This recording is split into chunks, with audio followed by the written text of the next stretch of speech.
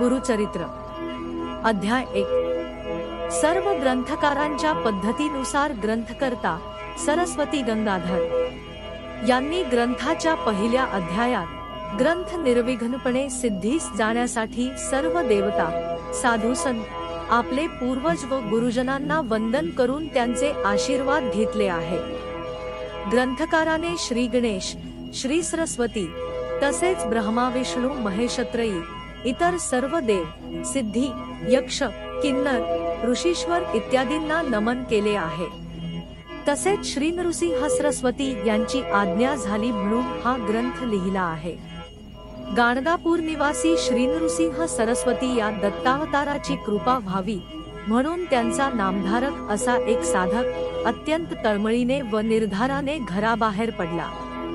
प्रवासात त्याने व्याकुळ अंतःकरणाने गुरुची करुणा भाकली। परमेश्वर व गुरु एक मानून त्यांची स्तुती केली, त्यांना दर्शन देण्याची विनवणी केली। नामधारकाने अशी विनवणी केली तेव्हा कृपावंत गुरुनाथ वेगाने तिथे प्रकट झाले। वासरासाठी गाय जशी आतुरतेने येते तसे श्री गुरु आपण होऊन त्याच्याजवळ आले।